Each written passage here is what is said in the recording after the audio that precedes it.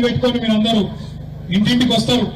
ఇంటింటికి వచ్చి ఏం చెప్తారు? మీకు అవ్వ అంటారు, అక్క అంటారు, చెల్లె అంటారు, కోడలు అంటారు, మరదలు అంటారు, వరుసలు కలుపుతారు, వదినే అంటారు, వరుసలు కలుపుతారు, చేతులకు 1000 రూపాయలు నోటు పెడతారు, నాకే ఓటేయి అని చెప్పి దండం పెడతారు, వరుసలు కలుపుతారు. నేను సుట్టపోని కులపోని, నువ్వు నాకు కాకపోతే వాళ్ళకి చెప్తావు. కానీ ఒక్కటి యాద పెట్టుకోండి, మీరు వేసే ఓటు కాంగ్రెస్ మోసానికి వేసే ఓటు అవుతుంది. ఒకసారి ఎవరి చేతులు నన్ను మోసపోతే అది మోసం చేసిన తప్పవుతుంది. 2 ఏళ్ల కింద మోసం జరిగింది తెలంగాణకు. 6 గ్యారంటీల పేరు మీద, అడ్డమైన 420 హామీల పేరు మీద మోసం చేసినాడు కాంగ్రెస్. కానీ ఈసారి రెండోసారి కూడా అదే కాంగ్రెస్ చేతిలో మోసపోతే ఈసారి తప్పు మనదైతుంది. ఆ మన ఏళ్ళతో మన కంటినే పొడిపిస్తా అంటే అయినా మనం నమ్మి ఓటేస్తే మోసం జరుగుతుంది. దయచేసి ఆలోచించండి. రెండో మాట కూడా గుర్తుపెట్టుకోండి. మీరు సిరిసిల్ల జిల్లా అయింది కేసీఆర్ వచ్చినాక. మరి సిరిసిల్ల జిల్లా ఉండాలన్నా వద్దా? ఉండాలన్నా? మరి రేవంత్ రెడ్డి తీసేస్తా అంటుండు. తీసేస్తా అంటే కూడా మీరు కాంగ్రెస్ కి ఓటేస్తారా? మరి ఇప్పుడు మీ జిల్లా తీసేస్తా, మీకు రూపాయి ఇయ్యా, మీ ఇంటి ముంగట మోరి కూడా సాఫ్ చేయ, దోమలచ్చినా పట్టించుకోను, సిరిసిల్ల మున్సిపాలిటీని పట్టించుకోను, ఏది పట్టించుకోను. గదే 2000 పెన్షన్, గదే పాత కథ తప్ప కేసీఆర్ ఇచ్చింది. కొత్తది ఏది చేయ, మాటలతోనే నడిపిస్తా, తెల్లారులేస్తే కేసీఆర్ ను బూతులు తిడతా. ఇది ఒక్కటే ఆయన నీతి. ఇది తప్ప చేసింది ఏమైనా ఉందా? ఆలోచన చేయండి. మరి ఇట్లాంటి పరిస్థితుల్లో కాంగ్రెస్ కు ఓటేస్తే ఏమొస్తుంది ఆలోచన చేయండి. మీరు అనుకోవచ్చు, అయ్యో ఆమె 2-3 సార్లు ఓడిపోయింది కదా, ఈసారి ఎత్తే బాగుంటది కదా, 2-3 సార్లు ఓడిపోయిన వాళ్ళకి మరోసారి ఏకపోతే ఎట్లా? మీ ఇష్టం. గట్ల మీరు అనుకోని మళ్ళీ చేయి గుర్తు కుదిరి అనుకో, ఏమైతుందంటే సిరిసిల్ల జిల్లా పోతుంది, వాళ్ళ మోసం మీద మీరు టప్ప కుదిరినట్టు అవుతుంది. అందుకే 23వ వార్డులో కల్లూరి లతా మధు పోటీ. 23వ వార్డులో శైలా ఉంటుంది. ఇక్కడ ఆమె 2-3 సార్లు ఓడిపోయింది కదా, ఆయన మోసపోయింది అనుకో, మళ్ళీ మీకు మోసం అవుతుంది. ఇస్తారు ఇట్లనే పక్కన వేములవాడలు మోసపోయింది. అయ్యో 4 సార్లు ఓడిపోయిందట, ఈసారి చచ్చిపోతాడట, మనం ఓటేయకపోతే ఆయన బతికిరుచుకునేందుకు మనం ఓటేయాలి. మీ బతుకు ఆగమవుతుంది. ఎట్లా? సిరిసిల్ల కేసీఆర్ గారు ఇక్కడ నేతన్నలు బాగుండాలి, ఇక్కడ పద్మశాలీలు బాగుండాలని చెప్పి 3400 కోట్ల ఆర్డర్ బతుకమ్మ చీరలు ఇచ్చింది. ఇవాళ ఉన్నాయా బతుకమ్మ చీరలు? ఉన్నాయా? మరి బతుకమ్మ చీర మీకు ఇయ్యలే. మన నేతన్నల బతుకు మీద కొట్టిండు, మన నేతన్నల కడుపు మీద కొట్టిండు రేవంత్ రెడ్డి. మరి ఇలా ఇక్కడ ఈమె ఓడిపోతుందట, గామె ఓడిపోయిందట, అయ్యో కుయ్యో అంటే ఆఖరికి మళ్ళా దెబ్బ తలిగేది మనకు. దెబ్బ తలిగేది ఇక్కడ ఉండే నేతన్న కడుపు మీద. ఆలోచించండి, ఆగం కాకండి. ఇక్కడ మనకు కులం ముఖ్యం కాదు, మనకు ముఖ్యం పార్టీ, మనకు ముఖ్యం అభ్యర్థి గుణం, సేవ చేసే గుణం ఉండాలి, కులం ముఖ్యం కాదు. ఇంకొక మాట కూడా దయచేసి మీరు ఆలోచన చేయండి. కేసీఆర్ గారు ఉన్నప్పుడు మనకు బతుకమ్మ చీరలు ఆర్డర్ ఇచ్చి ఆ రోజుకు నెలకు 7-8 వేలు సంపాదించే నేత కార్మికుడికి నెలకు 16,000 20,000 సంపాదించుకునే అవకాశం ఇచ్చిండు.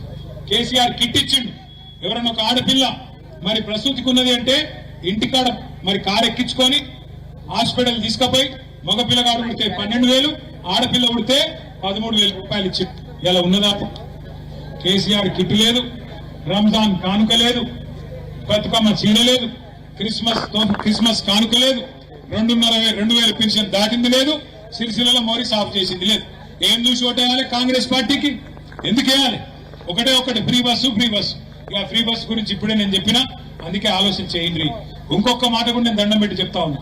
ఇలా సిరిసిల్లలో మీరు వేసే ఒక్కొక్క ఓటు నాకు బలం ఇస్తుంది, మళ్ళా కేసీఆర్ గారిని ముఖ్యమంత్రిని చేసే ఓటు అవుతుంది. సిరిసిల్లలో మీరు వేసే ఒక్కొక్క ఓటు ఆశీర్వాదం లాగా కేసీఆర్ గారికి పార్టీకి బలం ఇస్తుంది. అదే మీరు కాంగ్రెస్ కి వేస్తే మోసంకు మళ్ళొక్కసారి మీరు టప్ప కుదిరినట్టు అవుతుంది. బీజేపీకి అయితే మళ్ళొక్కసారి నేను విజ్ఞప్తి చేస్తున్నా, పార్లమెంట్ అప్పుడు చెప్పినా మళ్ళీ చెప్తున్నా. ఇప్పుడు మన హనుమాన్ల గుడి ఉన్నది. ఈ గుడి కాడ మరి అప్పుడప్పుడు కొంతమంది బయట బిచ్చగాళ్ళు కూర్చుంటారు, బిచ్చమాడుకుంటారు. దేవుని పేరు చెప్పి, హనుమాన్ల పేరు చెప్పి బిచ్చమాడుకుంటారు. బీజేపీలో బతుకు కూడా గంతే. దేవుని పేరు చెప్పాలి, ఓట్లు అడుక్కోవాలి, గంతే తప్ప ఒక్క పని. ఈ పని చేసిండు బీజేపీ చూపెడతారా నాకు? వాళ్ళు ప్రభుత్వంలో ఉన్నారు 12 ఏళ్ళకి వెళ్ళి రూపాయి పని చేసిరా? నిన్న ఆయన వల్ల పెద్ద మనిషి వచ్చిండు, గిట్లా తిప్పుతున్నాడు. ఏం గిట్లా తిప్పేది? ఏం తిప్పినావు? సిరిసిల్ల ఏం చేసినావు? ఏమన్నా ఒక రూపాయి పని చేసినావా? ఒక్క బుడ్డ పైసా పని ఏం చేసిరు బీజేపీ వాళ్ళు? ఏమన్నా పని జరిగిందంటే 2014 తర్వాతనే, కేసీఆర్ గారు ముఖ్యమంత్రి అయిన తర్వాతనే, మన జిల్లా కేంద్రమైన తర్వాతనే సిరిసిల్లకు కలెక్టరేట్ వచ్చింది, మెడికల్ కాలేజ్ వచ్చింది, ఇంజనీరింగ్ కాలేజ్ వచ్చింది. సిరిసిల్ల పట్టణం మంచిగా అయింది, మన పిల్లలకు కొంత సౌలత అయింది, మన రోడ్లు కొద్దిగా నయమైంది, మన మోరీలు కొద్దిగా నయమైంది. మొత్తం అయిపోయిందని నేను అంటలేదు. ఇంకా కొన్ని వాడకట్ల సమస్యలు ఉన్నాయి. అవి కూడా పరిష్కారం కావాలంటే నాకు బలం ఇవ్వండి, తప్పకుండా మా అభ్యర్థులను గెలిపియండి. ఇక్కడ ఉన్న దిడ్డి మాధవి 37వ వార్డు నుంచి దిడ్డి మాధవి పోటీ చేస్తున్నది. దిడ్డి రాజు భార్య. ఏమన్నా చిన్న చిన్నవి ఉంటాయి, మనిషి అన్నాక చిన్న చిన్న తప్పులు జరుగుతాయి. ఇప్పుడు మా రాజు ఉన్నాడు, దిడ్డి రాజు, కొద్దిగా ఇక్కడ ఉన్నాడు, ఇగో కొద్దిగా మనిషి మంచోడే కానీ కోపం ఎక్కువ, అంతే. అవన్నీ తీసేయాలి మనుషులకి వెళ్ళి. ఎందుకంటే దిడ్డి రాజు మీద కోపంతో ఆయన మాధవి కోట అయిపోయారు. అట్లా ఉండద్దు. వాళ్ళ మీద కోపం నా మీద తీయద్దు. మీకు మంచి సేవ గుణం ఉన్న మాధవి వచ్చినది. అట్లాగే కల్లూరి లత, తల్లి దండం పెట్టి పాడికెళ్ళి, ఇక కల్లూరి లత అటు 22వ వార్డులో ఇదివరకు ఉండే ఆ వార్డు రిజర్వేషన్ అయితే 23వ వార్డుకు తెచ్చినాం. మరి ఆ అమ్మాయి కూడా అక్కడ బాగా పనిచేసింది, మధు కూడా బాగా పనిచేసిండు, కల్లూరి మధు 23వ వార్డుకు తీసుకొచ్చినాం. దయచేసి అక్కడ కూడా గెలిపియండి. అట్లాగే మా సోదరి ఆకుల స్వప్న గారు, ఆకుల స్వప్న కూడా మా చిన్న స్వప్న ఇద్దరు, వారు కూడా మరి మంచి సేవా గుణం ఉన్న వాళ్ళు. వారిని కూడా దయచేసి మంచి ఆశీర్వాదం ఇచ్చి వారిని కూడా గెలిపియండి. కల్లూరి మా రాజన్నేడి, కల్లూరి రాజన్న. ఇక రాజన్న గురించి అయితే నేను చెప్పే అక్కర్లేదు, ఆడున్నాడు. కల్లూరి రాజు గురించి కూడా ప్రచారం చేయాలి. ఇక ఈ కల్లూరి రాజు లాంటి సేవకుడు గెలవకపోతే సేవకు అర్థమే లేదు. కాబట్టి కల్లూరి రాజన్న భార్య ఈసారి శ్రీమతి రేణుక గారు మాజీ కౌన్సిలర్. ఆ అమ్మాయి కూడా ఇదివరకు కౌన్సిల్లో పనిచేసింది. మంచి కుటుంబము, బ్రహ్మాండంగా మీకు 24 గంటలు అందుబాటులో ఉండే కుటుంబం. కల్లూరి రేణుక గారిని కూడా దయచేసి గెలిపించాలి. 29వ వార్డు అమ్మా ముందుకురా గెంట్యాల శ్యామల, ఎక్కడిది కిటి ఉన్నారు అందరు? 29వ వార్డులు ఎక్కడున్నారు? లేపిన వాళ్ళు శీలా పడుతున్నారు. మళ్ళీ గెంట్యాల శ్యామల శ్రీనివాస్ గారిని కూడా తప్పకుండా గెలిపించాలి. ఇంకెవరి పేరు మర్చిపోయినా చెప్పినారా?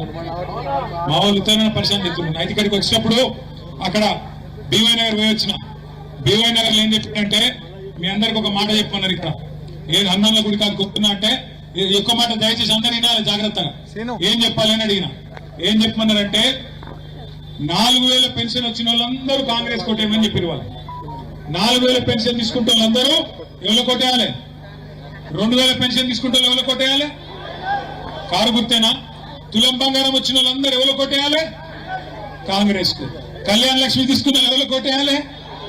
నెలకు 2500 వస్తున్న మహిళలందరూ కాంగ్రెస్ కొట్టేయండి కడుపు నిండా. ఆఖరికి ఒక్క మాట చెప్పి నేను ముగిస్తా. కాంగ్రెస్ వాళ్ళు వస్తారు కదా, ఇంటికి వచ్చి చేతులు 1000 రూపాయలు పెడతారు, కొంతమంది 2000 పెడతారు బాగున్నోళ్ళు. వాళ్ళని ఒకటే అడుగురు, మీరు బిడ్డ 1000 రూపాయలు ఇచ్చినావు సంతోషం, మరి మిగిలిన పైసలు ఉన్నావు కదా అవి ఎవడిస్తారని అడుగురు. అగో మిగిలిన పైసలు ఏందని వాడు అంటాడు. ఏం చెప్పుర్రంటే 26 నెలల 100 రోజుల్లో అన్ని హామీలు చేస్తా అని చెప్పినావు. మరి 26 నెలలు ఇంటూ 2500 ఎంత అయింది? 60,000 రూపాయలు. 2000 ఇచ్చినావు కొడుక, 58,000 ఎవడిస్తాడు? నువ్వు ఇస్తావా? నీ అయ్యి ఇస్తాడా? రేవంత్ రెడ్డి ఇస్తాడా? ఎవడిస్తాడు అని గట్టిగా అడుగుండ్రి. ముసలోళ్ళు గట్టిగా పట్టుకోండి. నెలకు 4000 పెన్షన్ అన్నావు, 2000 ఇచ్చినావు, అది కేసీఆర్ ఇచ్చిన 2000 తప్ప ఇప్పటికి ఏమి లేదు. మరి మిగిలిన పైసలు ఎప్పుడు ఇస్తావు అని గట్టిగా అడుగుండ్రి. అందుకే తప్పకుండా మళ్ళొకసారి నేను గుర్తు చేస్తా ఉన్నా. 23వ వార్డులో 3వ నెంబర్ మీద కారు గుర్తున్నది. 37వ వార్డులో